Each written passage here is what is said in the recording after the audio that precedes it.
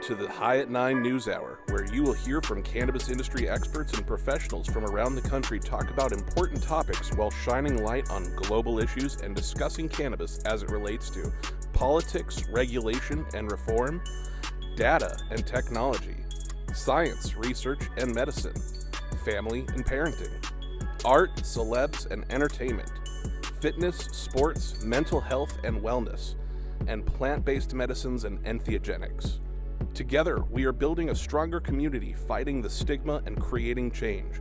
With your hosts, Jason Beck, Rico Lamite, and Nicole West, joined by special industry expert correspondents from around the country and daily antics brought to you by Cannabis. Coming to you live Monday through Friday at 9 a.m. Pacific Time. Thank you for getting high at 9 with us.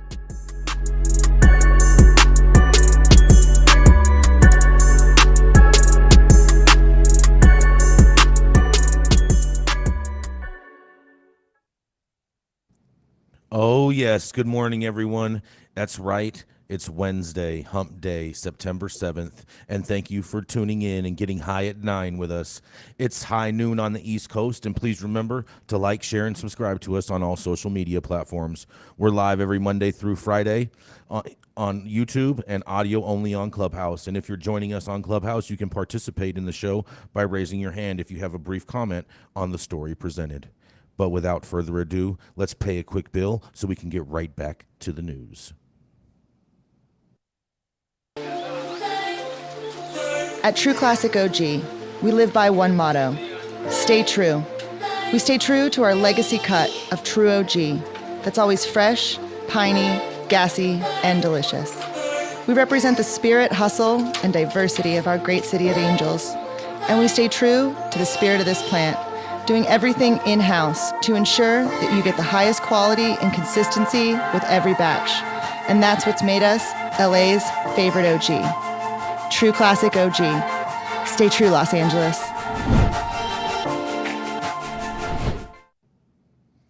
Oh, yeah, that's right, everybody. Thank you all so much for joining us today. Our first presenter today, that's right. He's the dope dad that loves to change dirty diapers. When he's not changing dirty diapers, you can often find him babysitting grown adults at a TEDx convention. And when he's not doing any of that, that's right, he used to play college football. So you know what he does? He constantly backpedals, especially on safe banking. Coming up to the stage next, it is none other than the dope dad himself, Rico Lamite. What's happening, y'all? I think my video is a little delayed here. I blame it on the power grid. Either way, appreciate the illustrious introduction there, Mr. Jason Beck. It's phenomenal. And thank you all for getting high at 9 with us once again, to everyone out in the audience. My headline today is from Redheaded Black Belts Kim Kemp. Cannabis growers asked to turn off grid power and use backup generators. California's hot, like really, really hot. And not like, yo, it's Cali, bro, it's hot, deal with it. Nah, it's not that kind of hot. Some have been calling it another drought. A drought, by definition, is a prolonged period of abnormally low rainfall leading to a shortage of water. The drought in California and the American West for much of the past 2 decades ranks as the driest 22-year period in the last 1,200 years.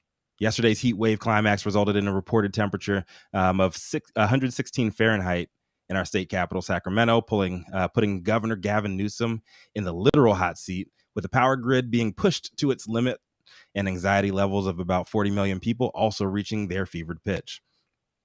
While we like to be viewed by others as the futuristic green energy North Star that everyone needs to follow, reality is we're second only to Texas in total grid-based and mostly fossil-fueled energy consumption. The 4 top sources are electric, coal, natural gas, and motor gasoline. And while coal is a bit negligible by national standards, racking up less than 1% of total U.S. consumption, the other 3 are a bit much. Electric, 7%. Natural gas, 10%. And motor gasoline clocking in at 11%. So that brings us to the cannabis industry. Though the state pulls in $49 billion tax revenue alone from agriculture, and legal cannabis accounts for a decent amount of that, industry operators have been under increased scrutiny for oversized grid consumption, and pressure has been mounting for quite some time now for solutions. But yearly data trends show that we're not really in the quote unquote mega drought.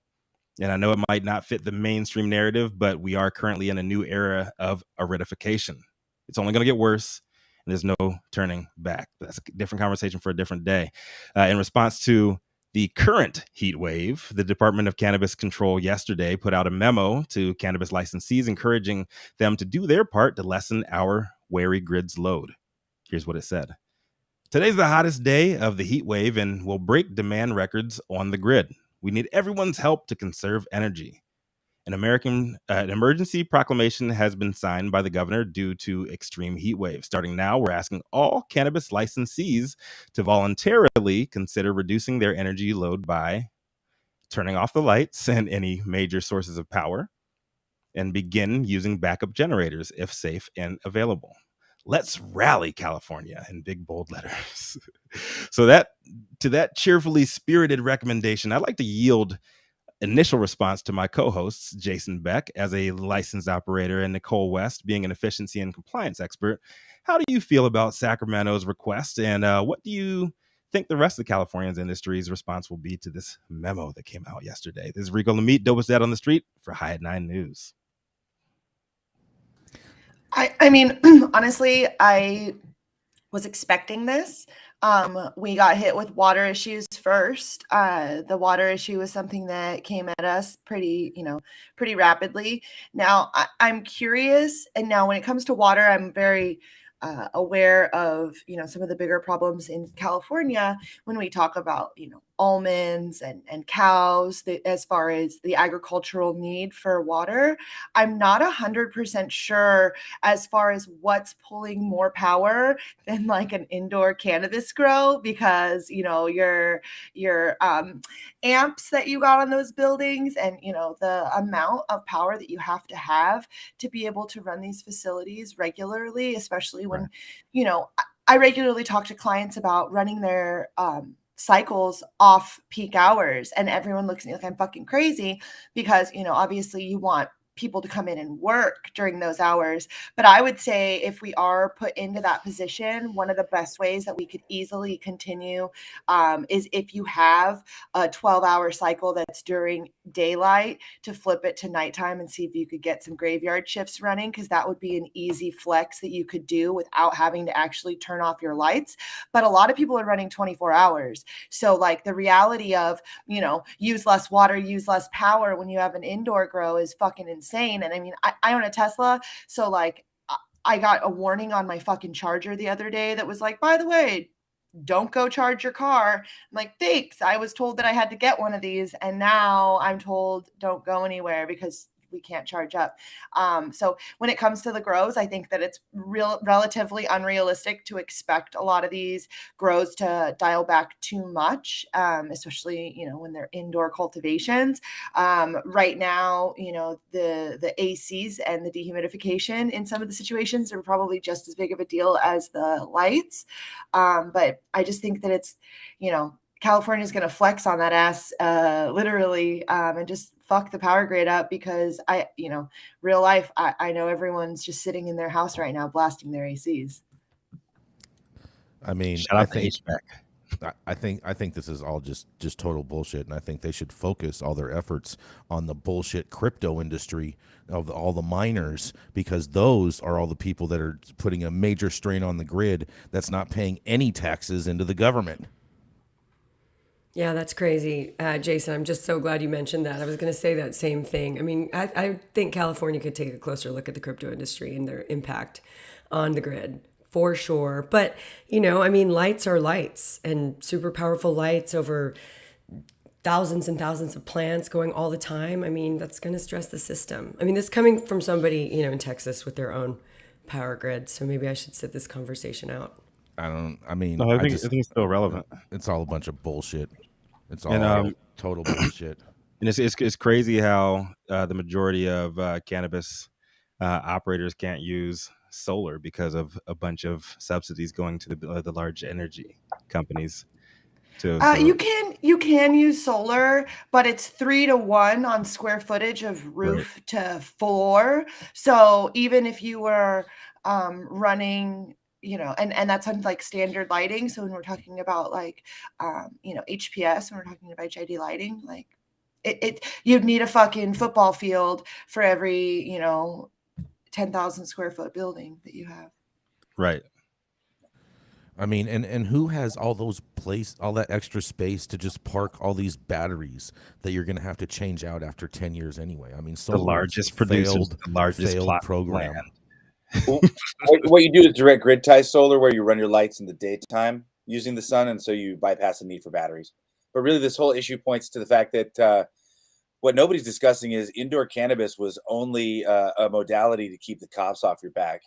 And now that cannabis is legal, or for people who are rocking legal cannabis, they should really be just getting out from doing indoor cannabis grows, because there's actually no reason at all for them to happen other than to Whoa. other What than do to you cops. mean, bro? What do you mean?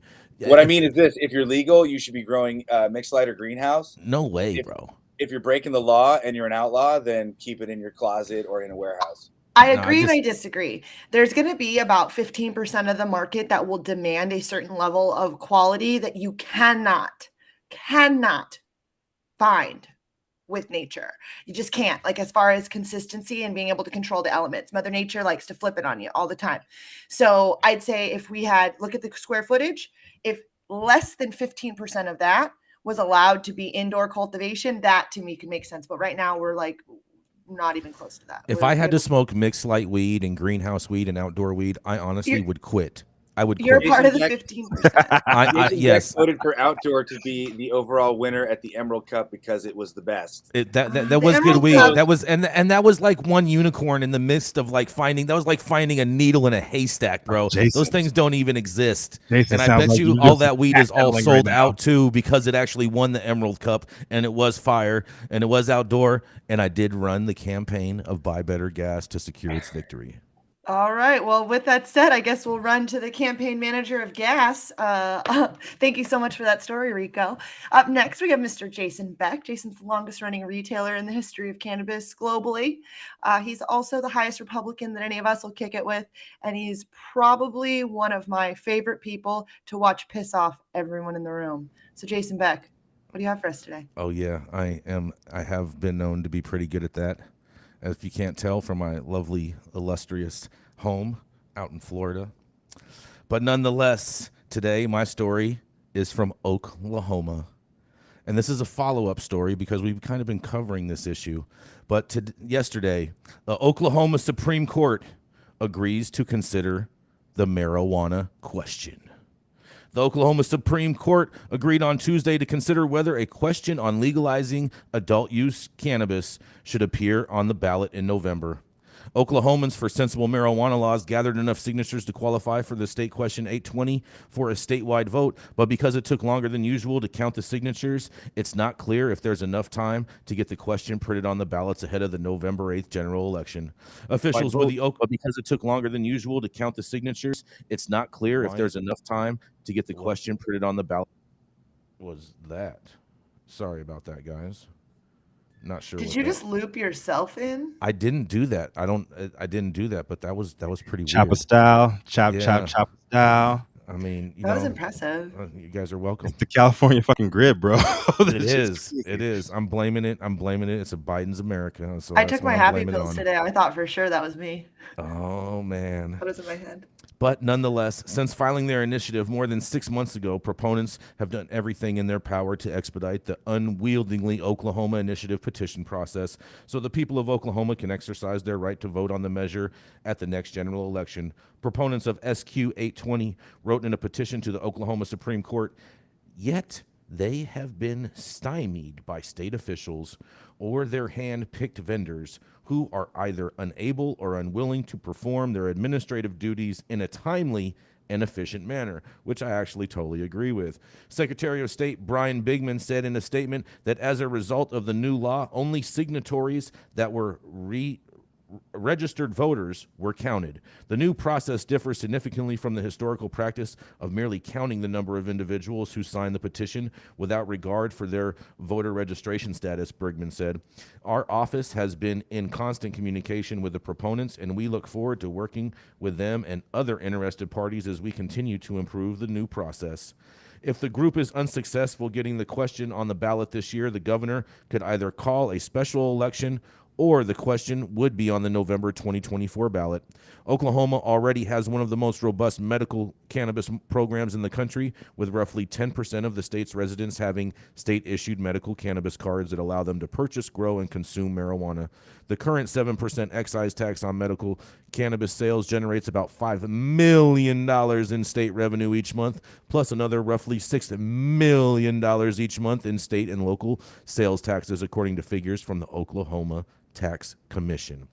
Well, I'll tell you what, Oklahoma Supreme Court, I advise you to make sure that this is on the ballot and make sure the people get what they want, because Oklahomans need adult use cannabis, because you already have one of the largest trap markets in the country, and why not just add on anyone else to buy?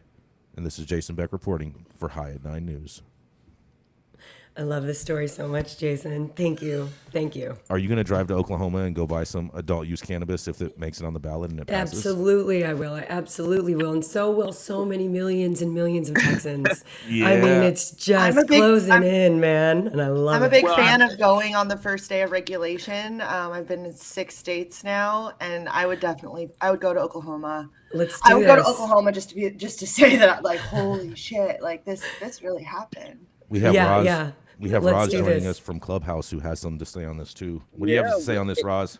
Well, we're going ahead at Oklahoma. Nicole Lafong is taking our Oklahoma team. There's a big outdoor festival there coming up this weekend. So it's a very robust, for a medical market, it acts like an adult use market, but it's still medical only. So I think they just need to go ahead and pass, whatever the laws that we need to happen so that you can have just a market that's open to everyone.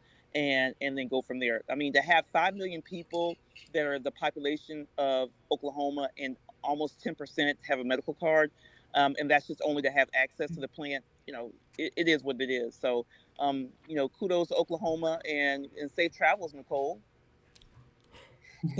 Oklahoma, and with their medical program, does recognize other states. So if you have a card at another state, Oklahoma will recognize it.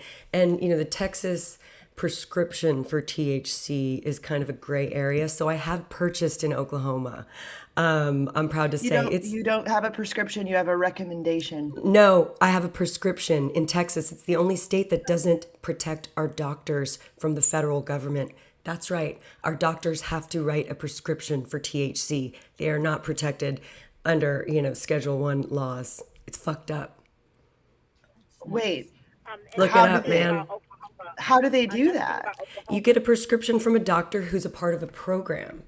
But how do they do that without violating their license? Texas don't give a fuck about They do it. The doctors do it, which is why the program is so small. But there are doctors who do it. There are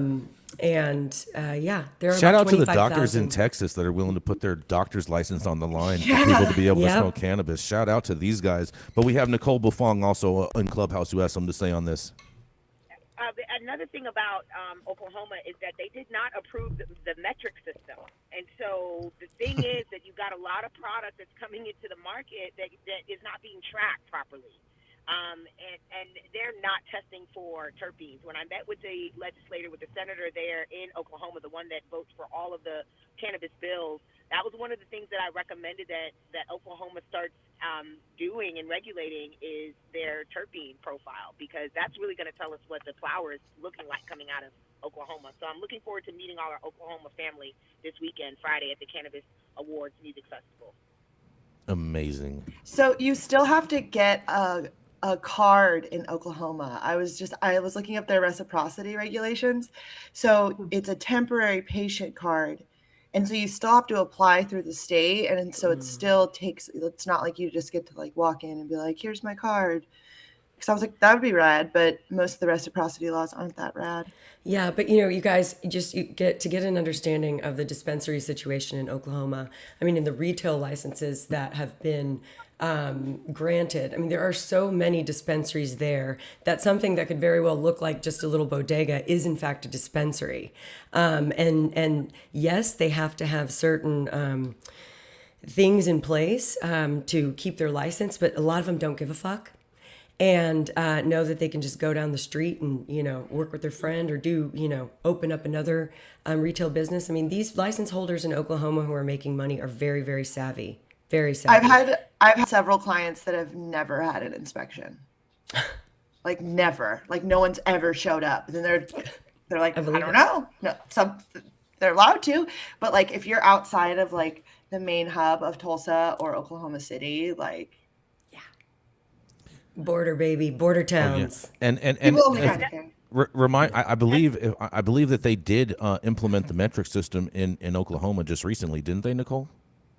They implemented it, then they got sued, then they halted it, then they implemented it again, and now there's another lawsuit, but it's still inactive. That's amazing. Yeah. Amazing. Yeah. So it is not currently implemented. Some of them do have it implemented. Stop.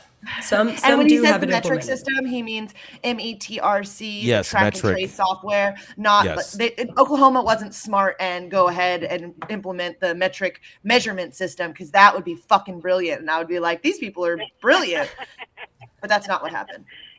No, so what are the people if they're not brilliant? No, and Nicole Bufang, did you have something else to say on this matter? Oh yeah, I was going to say another issue with the medical cards is that temporary card that you have to apply for has to be done at least 30 days out. And so it's not practical for somebody who might just be visiting the actual state and they're temporary, or maybe even driving through. It's not a practical solution with their reciprocity there. Yep, I agree. And to me, real reciprocity would be that. Real reciprocity would be like, I'm a medical patient. I need my medicine. I'm here for the weekend. Can I get some weed? And like, that's real reciprocity to me. And like, every time I look into it, I'm like, this is bullshit. Same thing with Florida. Florida has one reciprocity thing too, but you have to like apply for like a temporary, and you get like a 30-day thing. And it's like, we have to wait like a week, and then you have to have like an address, and like, it's a whole fucking thing. You're a temporary resident so that you could fucking get your medicine. Like, that's some bullshit. And on top of it, you have to buy bullshit Florida weed on top of it from their. The point, oh man, those poor people. But let me just tell you, they created that law in Florida because they have snowbirds that spend about 4 months of their time here in Florida. So they'll go through the process of 30 days knowing that they'll be able to be here for another 3 months afterwards to smoke their weed. They will. That makes sense. But I'm talking about people that aren't wealthy enough to be snowbirds. I'm talking about somebody who's like visiting their grandma for the holidays. You're preaching to the choir, Nicole. I get you. I mean, it shouldn't even be an issue. Reciprocity should be exactly what you said. I have my card. I have a Florida medical marijuana card. If I go to Ohio, I should be able to walk into that dispensary, show my card, and be a medical patient in that state as well. I agree. Yep. And one last comment on here, but in the Clubhouse chat, Brooke Renee says metric had to be active in Oklahoma as of the end of last month in a dispensary. Yeah, it's only fully integrated in dispensaries, and they launched it a couple months ago, but then they gave them like a window because everyone was like, "What the fuck?" and it's annoying. So basically, you only have to track and trace the weed that you sell out of the dispensary. So everything you sell out of the back door doesn't ever get entered on metric because it never goes to the retail. They're backing it in, and so you're supposed to start. They're backing that shit up. I think we should just call Oklahoma's program "Trap or Trace." Ooh, I like that. I like that too. Good. Yes. All right, let's keep it moving here. She is a business, agriculture, and efficiency specialist with over 12 years industry experience. Is certified in 3 states as a bona fide bullshit buster, and is high at nines in-house dirtbag expert. Coming to the stage next, the self-described data bitch herself, Nicole West. What you got for us today? Dirtbag expert? That's like my favorite new. Yes, I am Nicole West, your dirtbag expert. Literally and figuratively. So my headline today is actually coming out of Morocco. I went down a rabbit hole when I started to read this. And so I'm going to read the article, but then I'm going to teach you guys about something that I didn't know about, which is called the Africa Organized Crime Index, which is like a whole organization to like measure crime in Africa. But this, I'm going to start the sentence or the story by saying, I get to the end of this article and I read the part at the bottom that says, this article was produced by ENACT, which is funded by the European Union and implemented by the Institute for the Security Studies and Interpol. Okay, so this article is put out by this group. So and then I went we're going to do a little research on this and follow up later, but this has made me have some very interesting thoughts about what's happening right now in regulated cannabis or potential for regulated cannabis in Africa. So as everyone knows, Morocco has long been ranked as one of the world's largest producers of cannabis. In June of last year, Parliament adopted the law to regularize the plant's production for medical, cosmetic, and industrial purposes. While the production of consumption for recreational purposes has still remained prohibited, the new legislation governs all aspects of cannabis, from cultivation conditions to the import of seeds and the export of products. But delays in this implementation have created frustration and mistrust between the farmers and the government. Surprise, surprise. And opportunities for traffickers to continue their trade. This will affect both country and region. And Morocco is among a small growing group of African countries, including Eswatini, Ghana, Lesotho, Malawi, Nigeria, South Africa, Zambia, and Zimbabwe, all seeking to position themselves in a booming international legal market for cannabis. The policy change comes in the wake of global shifts regarding cannabis production. And in December of 2020, for example, the United Nations Commission on Narcotic Drugs reclassified cannabis under the international listing that recognized its medical value, which that's also very huge, and I don't think we talk about enough. The move is also an opportunity for Morocco's government to address the longstanding grievance of cannabis farmer communities who have for years felt disconnected from the central government. There's a decent amount of connectivity with like subsidies and things from the government that these cannabis farmers have never been able to get. So there's only a few areas in Morocco that are eligible for legal cultivation, and it's basically like the north east side, which is Tatouan, Chafawi, and Al Hassoima. And so last year was really turbulent in Morocco. So the kingdom engaged in a prolonged standoff over the status of what the Western Sahara, resolving several crises for the closest European partners with Spain and Germany. And so this land is all in this very tumultuous pseudo war zone at times. So speaking to the stakeholders that are going kind of up against the government or with the government right now, they're saying that they're not allowing enough time for laying the right foundation, whereas the people that are actually operating are saying this is taking drastically too long. So right now, the wait is creating uncertainty and several questions remain unanswered. For example, to what extent can Morocco's future legal cannabis market for export or national consumption absorb the current production level? So the United Nations Office on Drug Crimes estimates that the herb and resin production exceeds 24,000 tons in 2018 for Morocco alone. So the export potential is likely to be limited given that the international market for medicinal cannabis appears to be super saturated. So Morocco's already looking at the market and saying like, everyone's fucking growing weed right now. Like, what are we going to do? But I would like to say that, like, I think there's something very special, and we talk about it often on the show about landrace strains and getting back to like what that looks like and figuring out what the land wants to grow there. And Morocco has been growing cannabis in the soil for hundreds of, not thousands of years. And so for that reason, I think that, we need to kind of lean in on this. But I want to pull something up really quick so I can show you guys. This is nuts. So my screen's sharing the cannabis trade heat map for Africa Organized Crime Index. And so if you go through, they're scoring every country based on the amount of import and export trafficking that they've found through Africa. And so everyone's getting a rating. Every part of Africa has a rating by this organization, and like I said, my mind was kind of blown because I didn't really understand the interaction with Interpol in what's happening in Africa right now, as far as their tracking of and data mining of this as a drug, as a commodity. But I'm super interested to hear what everyone has to say. Basically, the farmers are saying, Morocco, get your shit together because we've been growing weed for longer than any of you guys have been alive. So let us jump in the game. And Morocco's government saying, whoa, we don't really understand what we're doing yet. But I would say Morocco knows what the fuck they're doing. Just let these farmers do what they've been doing and let these people who've been doing international trade for a very long time show you how it's done. And I'm Nicole West, getting high at 9 with y'all. Love to hear what you have to say about this. We I Morocco, say leave the people of Africa alone. Leave them alone. Shit. yeah, Stop trying to track Morocco and sounds trace like us. they sound like the Humboldt County of Africa. Literally, I mean, Morocco is the ridiculous. Humboldt County of Africa. That is like the most like real statement to say. And like they had so much going, and they're doing, and like all these other countries are jumping in ahead. Like, and Morocco has such an opportunity. And yeah, Roz, leave them alone. Like, let them fucking do this.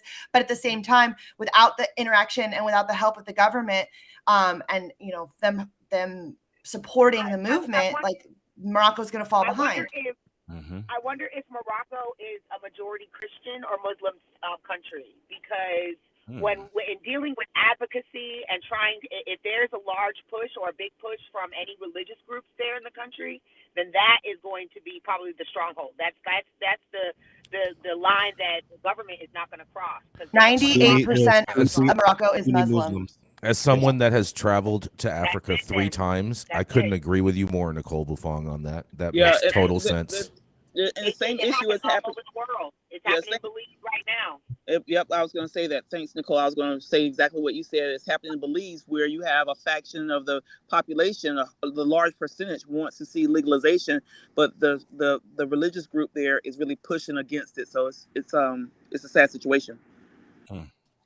Well, thank you, Self, for that insightful story. I found Morocco very interesting, and like I said, I want to keep following what's going on and watch how Africa developed. Wait, what's there was a hash maker I used to follow from Morocco. He had a poppin' ass Instagram page, and now I can't find him. I think the government actually like found him and like did something bad to him. Definitely the deep state. That's whack. But anyways, thank you guys all for your insight on this, and very interesting conversation, and huge point there, Nicole Buffon, about the religious power of Morocco and around the world for that matter. So for that matter, we will jump to our disclaimer. So time for the relight. The thoughts and opinions of General Shane Throne at the High at 9 News are those of the individual speakers, not those of any other speaker or its followers. The statements made do not constitute legal or accounting advice, and our speakers make no representation regarding the legal status of any substance, any country, area, territory, or authorities. The views expressed in the room do not establish a fiduciary relationship. Our sponsors do not apply, constitute any endorsement by us, the expression of any opinion whatsoever the part of any speaker on stage. If you're an easily offended person, this show is probably not for you. Also, fuck off. Oh, yeah. Flying into LAX and you want to taste some of the best weed in the world? Then stop by LAX CC, the closest dispensary to LAX. Located at 8332 Lincoln Boulevard and open from 8 a.m. to 10 p.m. 7 days a week. Always make LAX CC your first stop when you touch down in LA and score like a winner. And don't forget to tell them I sent you and that you'd like to get high at 9 for 10% off your full order. Oh, yeah. Thank you for that, Jason. Up next, we've got the CMO of Event High and also the co-host of and founder of the groundbreaking professional women in cannabis networking series, Blunt Brunch. And now that she's moved to Arizona from California, I hope that she still votes California just to trigger Jason Beck. Up next, Adelia Carrillo. What do you have for us today? Hello, everyone. So today's article is, despite cannabis now being legal in New York, child welfare agencies are still using weed to separate families. Now, although cannabis is a medical and adult use, although New York is a medical and adult use state, child welfare agencies are not backing down. They are continuing to cite use of substance in family courts, with parents sometimes being separated from their children because of cannabis consumption. There are continued reports that majority of the time, these parents are often minorities who we all know has been disproportionately adversely affected since the war on drugs. When cannabis went recreational in New York State, many lawmakers came to bat, arguing that racial equity was one of the main potential benefits behind this decision. But available data doesn't seem to support the view. Now, as I dove into this story, this issue a bit further, I found a story about a woman named Joaquina Brooks, and she shared that she was giving birth to her second child in Brooklyn. She tested positive for cannabis, And although her newborn tested negative, Child Services took her daughter and her older son away.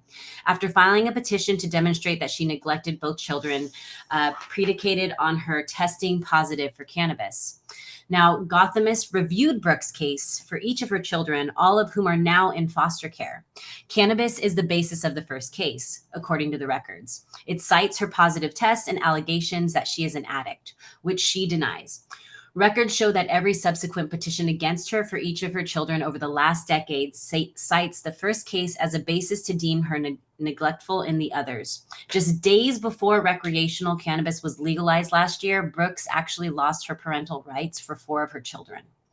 To give some insight, what followed the days, a cannabis bill was signed into state law in 2021, which notes that the sole fact that an individual consumes cannabis without a separate finding that the child's physical, mental, or emotional condition was impaired or is in imminent danger of becoming impaired shall not be sufficient for proving neglect.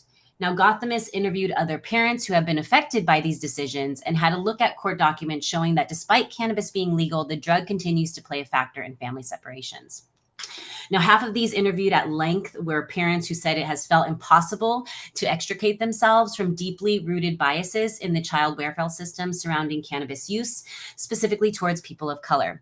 Now, ACS denies that cannabis is ever used as a sole means of separating children from their parents, but since family court cases have more layers of privacy than others, this claim is very difficult to verify. ACS also cited that there are restrictions in providing even anonymous or disaggregated data to Gothamist. The agency says drug and alcohol claims are lumped together in a single category, leaving no room to answer questions specifically on cannabis. It goes into deeper of getting claims from the agency, and an agency spokesperson reportedly said that the purpose of their investigations is to assess the impact any misuse has on a child's safety. The data is then reviewed by a family judge who may, if necessary, decide to put the child into foster care. Many lawyers and family members who were interviewed via Gothamist claims the ACS attitude regarding cannabis hasn't changed in years, even when talking about medical cannabis, which was approved back in 2014. They said the same stigma persists, both against people who use cannabis recreationally and, according to some lawyers and advocates, against parents with prescriptions for medical cannabis. They further argue there appears to be assumption by the agency that uses cannabis of any sort is linked with mental instability. And when talked about racial equity, a topic that's been cited as a priority in New York, it's pivotal for the government to do its part to fulfill its promises. So with that being said, I'd love to chat more with the correspondents or those in the audience. I also found some other data points, but first I'd rather hear from everybody else on this. Thank you for covering this. I just want to say, I was gonna say, like, as a resident dope dad in here, like this shit's scary. It's been scary out here. And as a cannabis event producer pre-COVID, man, like it was very, very touchy about having Jasmine, my wife, come to events when we started, like working that thing on out and like trying to get her pregnant and everything. So like we're always on our toes with that. And she is she's the director of mental health for a school system here, overseeing social workers, all of the psychiatrists and everything in 27 schools between LA and San Diego. So like it's just scary. And I have been targeted like multiple times for doing like women's events. Like I remember we did one like women in pregnancy and cannabis, where we had actual doctors wanted to talk about like the myths, what we know and what we don't know. And I got death threats from people on this shit, and a bunch of other folks like wanting to shut me down and trying to sue me and like all this and saying that I'm trying to get parents to smoke more weed and all that shit. And that's like where the whole like dope dad moniker fucking came from. We need to educate people, and especially educate these legislators, make sure they know what it is, what it isn't. And we need to open up more research. If we have like the doctors in the house or on the call, man, like talk about that, open up research. Well, speaking of that, we have Dr. Felicia in the audience, and then we have 2 other people in Clubhouse right after her. Good morning, everybody. Yeah, the stigma is real. The stigma is deep. And, you have prohibitionists who are just hanging on, digging in their heels, despite the growing legalization. But the biggest problem, in my opinion, is the research that we have. is poorly designed or was designed to shed a negative light on cannabis, and it does not reflect reality of the effect on the mothers or the babies. And until we can get better research, we're going to have these issues. And you got your major organizations like the American College of Obstetricians and Gynecologists and the American Pediatric Association. All the official statements are that cannabis is bad for the baby, and therefore you're going to get this resistance and bureaucracies, because all they need to do is just point to the research. But we have got to educate, and we've got to get the federal ban off of cannabis so that researchers can do the research and show everybody that cannabis is one of the safest things that they can use for their families. Deschedule or bust. 100%. Thank yeah. you. Michelle, do you have something to say? 20 seconds or less. Just wanted to say that, yes, this is a real thing happening. I'm going through a nasty divorce with my soon-to-be ex, and his main thing that he has against me is the fact that I am a marijuana user, and says that I am smoking in front of my children, which I never do. And this is becoming a real issue. My biggest concern is that my daughter is a pediatric cannabis patient, and what's going to happen when he demands to get a second opinion and tries to get her on anti-epileptic drugs instead of using the cannabis, which is working. So yeah, I'm pissed, and this is real, and I'm in Massachusetts, and I'm a medical patient, and this is still an issue. Thank you. That's My terrible, heart goes Michelle. out to you as Yeah. a mother, as a cannabis user. My heart goes out to you. It's torture. It's trauma. It's so deep and insidious. It's terrible. We wish you all the luck on that, Michelle. Malik, do you have something to share with us? 20 seconds or less. Real quick, I always just make the joke that the first person to ever get me high was my mom when she introduced breast milk into my system because it has cannabis.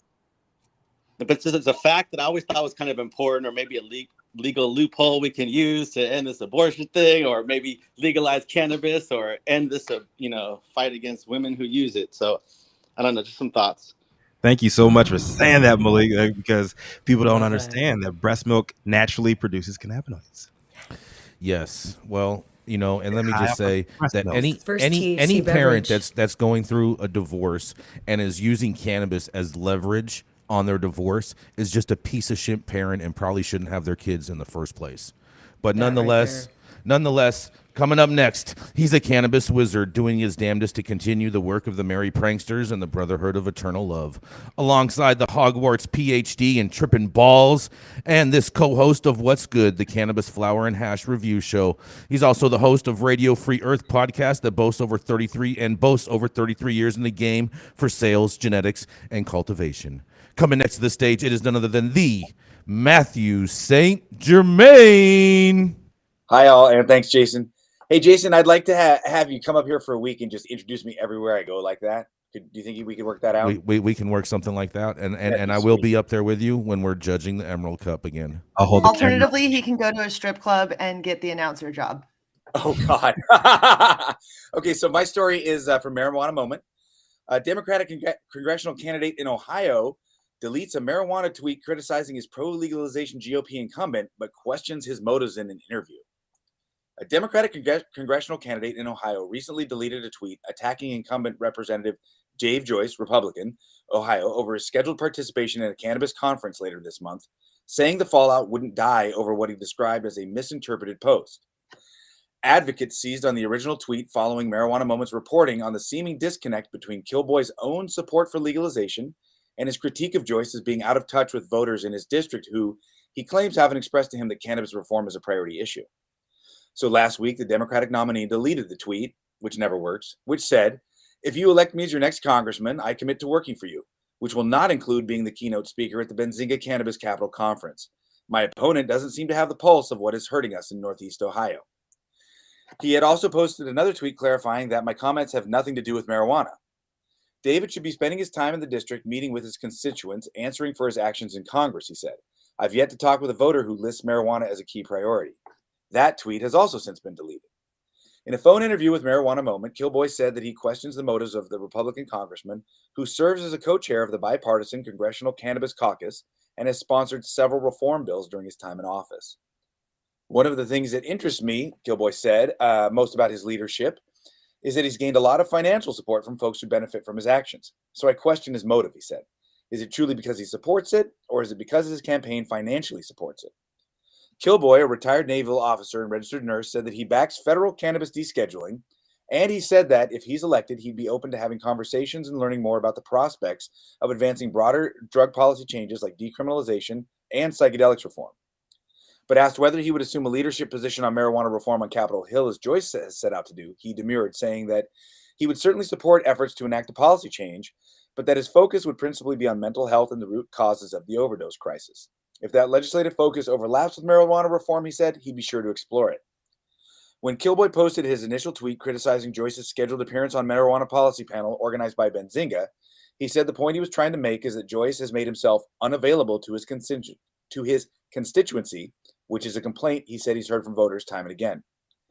Instead, the candidate said voters in the district are primarily focused on the economy, healthcare, and saving our democracy. Until the federal government successfully revises his arcane cannabis laws, he will keep pressing the issue on behalf of his constituents who are directly impacted, they said. There are a few details about the content of what Joyce will discuss at the Benzinga event next week, but the panel he's set to speak at will focus on key pieces of congressional marijuana reform legislation and how social equity intersects with the proposals. Joyce has also spoken at a couple of earlier Benzinga Cannabis Capital Conference events where he discussed his interest in states' rights and understanding the medical potential of cannabis and how that led him to advocate for reform on Capitol Hill. For what it's worth, dozens of cities across Ohio have approved local marijuana decriminalization initiatives in recent years, and another round of jurisdictions will see the issue on the ballot this November. I think it's kind of funny for any politician to point at another politician about fundraising and constituents bringing money when our entire system is run by these corporate donors and the Supreme Court allowing corporations to be persons that then can funnel millions of dollars into these anonymous PACs to push candidates forward. They're always seeming to lobby and leverage for large corporations and billionaires and not for folks like us. Well, Matthew St. Germain, I love this story, bro. I really, really love this story. I saw this. I went to the Twitter pages. I looked at this, and I'm going to tell you what. I like to piss people off and whatnot, but there's nothing that pisses me off more than when you have a Democrat going after a pro-cannabis Republican who, and using that as leverage in his district to go after him when your party is on his platform as being pro-cannabis, and you're attacking him for being pro-cannabis on this. It just fucking baffles me that this is even going on. And shout out to Dave Joyce. We appreciate you, appreciate your work, and thank you for all the stuff that you do for us on Capitol Hill. Yo, at this point in American politics, if you claim not to know what the Wayback Machine is and that any and everything done online will forever be findable in some form or fashion, I question your fitness for office and believe you are a threat to national security. Fair. I love it when people delete their tweets, man. Yeah. It makes me so happy. I've definitely deleted stuff where like I posted something and I'm like, wow, that sounds stupid. But like I wouldn't be like concerned that somebody saw it later. But like I tell people like live a life, like especially on the internet, like the world is watching because they are. Do you think Barack Obama? It's like it's the biggest like highlighter around like your fuck up. Okay, deleting a tweet. Like you tweet it, you fucking go with it. If anything, just bury it and make sense of it and be like, oh my god, I got a little drunk earlier tonight. Tweet. I don't know. Use it to just say you evolved on the issue. That's it. Right? Yeah. Do you guys think that Barack Obama will be the last American president not to have a dick pic floating around there on the internet? How do you know it's not out there floating? I would pay so much money to see Barack Obama's dick. He might be the last. How much would you pay? Maybe we can do an internet fundraiser. You know why? Because we didn't see it when he was president. Right. He might be the last bring it out public-facing, decent human being we have in office. Are you serious? So rounding back to the story real quick. I think this just really is a display of hypocrisy because every single one of these politicians at the state, local, and federal level is doing the same thing. They're taking these paid speaker gigs, and they're spending 99% of their time raising money and enriching themselves instead of actually working for us, their constituents. And I think Well, that's and the real highlight campaigning is so fucking expensive that it's Yeah. like you literally have to sell your soul or like your kidney or like your child to be able to do it, unless you just sell your, you know, your promises to people. What we need is The reality. a system like Europe. In Europe, all candidates are given equal airtime and equal commercial time at state expense. And what that does is whoa, somebody's frying bacon. What that does is it literally levels the playing field and allows a much richer field of candidates to have chance of being elected to office. And that's why you see stuff like glyphosate, which causes non-Hodgkin's lymphoma and Parkinson's disease, being outlawed in Europe, whereas it's still used everywhere in America. I could go on at length at that. For Don't drink Mountain Dew. Right, no, for real. Let's put that shit in the props, though. No, but up next, we have. It is my absolute pleasure to introduce this cannabis storyteller, advocate from the Lone Star State. She's the co-founder of Grow House Media, and you can find her weekly on her podcast, Feminized. You might have seen it, you might not have. If you haven't, make sure you guys check that out. It is Liz Grow. Hey, thank you so much for having me. I always love being high at 9 with y'all. And today I'm bringing you guys a story from the MJ Biz Daily, and it's marijuana businesses in Michigan and Pennsylvania unionize. Now, I just want to preface this brief little story with the reason that I chose it. I feel, to me, this is like, wow, these are very big steps in the industry, and I feel like it's adding credibility to the industry, but I'm really dying to hear everyone's thoughts on this. So let me dive into the story. The United Food and Commercial Workers has helped unionize 2 more marijuana businesses. Workers at the Trulieve Medical Marijuana Dispensary in Pittsburgh North Shore neighborhood on Monday voted to join UFCW Local 1776, according to a news release from the union. And last week, workers at the Loom Cannabis store in Monroe, Michigan, voted to join UFCW 876, a Detroit TV station reported. The UFCW's Local 1776 now represents roughly 600 cannabis workers in Pennsylvania, according to the union's release. The Local 1776 has unionized other Pennsylvania cannabis businesses, including vertically integrated Canatech and Vireo Health subsidiary Pennsylvania Medical Solutions. In Michigan, the UFCW's Local 876 has unionized such cannabis businesses as retailer Authentic 23. Now, the latest to join the union, Loom in Monroe, is among the 40 stores that make the parent company of one of the largest marijuana retailers in Michigan. Okay, so unionizing workers, I mean, we all know that it helps them get better pay, better benefits, and generally puts workers in a better power position. And Michigan and Pennsylvania are states that have been doing this since unions became a thing. Now, y'all know I'm in Texas, and we don't unionize here. We are a right to work state. We really do things differently and backwards a lot of times, and we just figure it out our own ways. But there are downsides to unions that increase the cost of the goods to the consumer at the end of the day, and it's also harder to promote and terminate in unions. So I really just want to know from my fellow correspondents and the audience, what do you think about unionizing cannabis, period? I mean, what do you think about unions? Is this an exciting story to you guys too? I know Nicole has something to say on this one. Okay. I got big opinions, y'all. I got big opinions. Yes. Let's hear 'em. Yes. I got opinions the size of my ass, y'all. So first and foremost, unions are necessary. Human beings are trash as a whole in like the most kind and loving way I can say. And for the reason of human beings being trash, we have to keep them in fucking line like regularly. Human beings are like habitual line steppers too. It's like just, and so if we're allowing humans being habitual line stepping trash bag dumpster fire corporation version to make all of these decisions for people that are workers in the cog in this giant fucking machine. They're, you know, these little bits, they will abuse humans. Humans will be abused. And so without somebody showing up, and yeah, sometimes they did, and there was a point where the unions got out of hand. They became very mafioso. They've been trying to leverage them back, but at this point, the gangsters ain't the fucking mafia anymore, y'all. It's the government.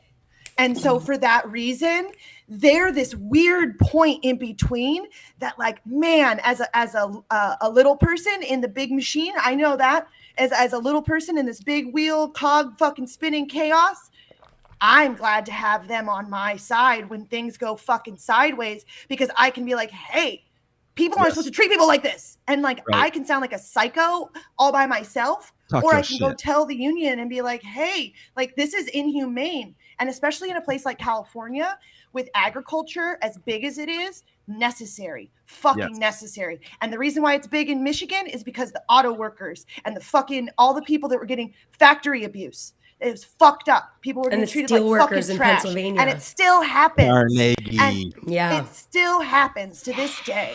And so, you know, do I believe in unions? Yes. And as anybody, you're right. It does cost a little bit more. Right? But if you're not capable of paying your fucking staff enough to live and be good humans, don't run that fucking company. Let's bring the fucking world back to a homeostasis of treating people to a living wage. And yeah, sure, some of these monster conglomerate businesses are going to fucking struggle. So be it. So motherfucking be it. Yes. Gotta wrap it. Yeah. Talk your shit, girl. I fucking love that. Yeah. Sorry, I got big opinions about it. Yeah, great. I fucking love that. And they're all little crews, you know, you have your local crew, and so like literally it's like kind of like gangs, but they're not. Yeah, they're little sets. They're little sets, and they be beefing and shit. Yeah, but you know they can stand up to, you know, the man, so to speak. You have a power position when you do without that, the union. I love without it. the unions, gangsters, Long Beach would be. Police? Long Beach cannabis would not be where it is right now if it weren't for the unions. We're a union city. You know, we're in the harbor. We're the largest harbor in the United States. We're the third largest harbor in the world. We have big union world here. Because we're such a blue collar community, the unions were a bigger part of our regulations here in the city of Long Beach. But if it weren't for the UFCW pushing as hard as they did, we would still be at 6% tax on everything. We would still, and so like, we're all by ourselves, and then we're like, hey guys, can you come help us, because we got to fight and this isn't okay, and the government's kind of being dicks. They help. All right, we gotta go next. We gotta go to the last I like story. to just call them a useful tool in the toolbox. Last I story. love that story. That's why I did it. You spoke to my heart this morning, Nicole. Yes. Thank you. Okay, and so we have one more correspondent, and she is coming to us from Clubhouse, I believe. Yes? She's here. She's in the building. Awesome. We have Miss Roz McCarthy. Roz is the internationally recognized boss lady. She's held it down for 6 years as the founder and CEO of M4MM and the NOW, and that is now the head honcho over at Black Buddha Cannabis, the ultimate lifestyle brand. Roz, coming out of Florida, what do you have for us today? Hey, Nicole. Hey, everybody. Glad to be on. I'm just going to make this short because we've talked about this several times, but there's been some updates.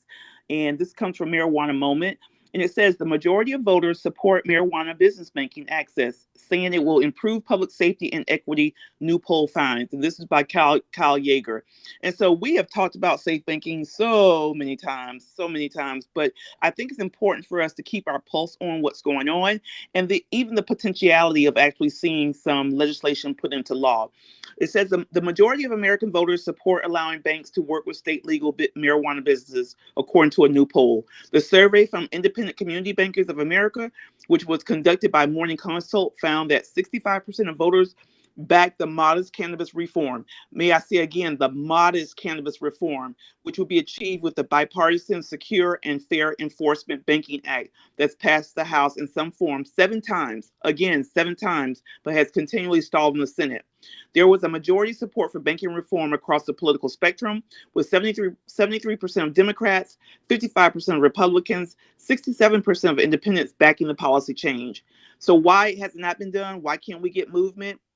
Also, 55% say that they feel reform could promote equity by empowering minority women and LGBTQ-owned marijuana businesses that could benefit from improved banking access and financial services.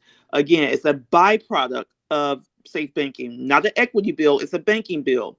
U.S. voters have made clear that current law inhibiting access to the banking system for cannabis-related business has a negative impact on local communities. With a supermajority of U.S. voters voicing support for allowing cannabis-related businesses access to the banking system, the Senate should act now on bipartisan cannabis banking legislation that the House has passed 7 times, she says. Earlier this month, we had I just lost that point. Oh, hold on one second, guys. While the House has repeatedly shown that there's bipartisan support for the policy change, the bill has stalled in the Senate under both Republican and Democratic control. Senator Majority Leader Chuck Schumer, Senator Chairman Ron Wyden, and Senator Cory Booker have been among the most vocal in their calls for comprehensive legalization before enacting something that would principally benefit the industry interest. The Cannabis Regulators of Color Coalition released a paper last month that outlined what they view as shortcomings of the standalone safe banking. They've come up with something we call affectionately Safe Banking Plus that adds more teeth to a safe banking reform. I will just leave it there. I won't go and read because I know we're getting short of time. It is a haul with the safe banking. I don't think it should be a haul. And I just want to remind folks that this is a cannabis reform bill, a modest bill. It's a financial bill that may have some effect on equity, but it is not an equity bill. I'm Roz McCarthy signing off for High at 9 News. Would love to hear your thoughts. Thank you, Roz. And that is an important thing to always remember. They like to juice the bills by calling them certain things because one little bit of something is peppered in there, but there's a whole lot of boo-boo where that pepper came from. Pass safe banking already. Banking. So with that said, thank you, Jason and Rico, for the absolutely on-brand thoughts on safe banking. Thank you, Roz, for that story. Make sure that you guys catch us Monday through Friday at 9 a.m. Pacific and high noon on the East Coast. Thank you to our sponsors and our audience and our supporters. The haters for still talking about us. True Classic and LACC for helping us eat. Thank you to the correspondents for being absolutely fucking amazing. Thank you to Weed for helping us all be a little bit funnier. Thank you to 3 is 4 for being awesome, trippy house cats and helping keep us sound like we know what we're doing. Thank you all for tuning in and getting high at 9 with us. Run that outro music, guys. He only says fuck. You are tuned in to the High at 9 News Hour, where you will hear from cannabis industry experts and professionals from around the country talk about important topics while shining light on global issues and discussing cannabis as it relates to politics, regulation and reform, data and technology, science, research and medicine, family and parenting, art, celebs and entertainment, fitness, sports, mental health and wellness, and plant-based medicines and entheogenics. Together, we are building a stronger community, fighting the stigma and creating change. With your hosts, Jason Beck, Rico Lamitte, and Nicole West, joined by special industry expert correspondents from around the country and daily antics brought to you by Cannabis. Coming to you live Monday through Friday at 9 a.m. Pacific Time. Thank you for getting high at 9 with us.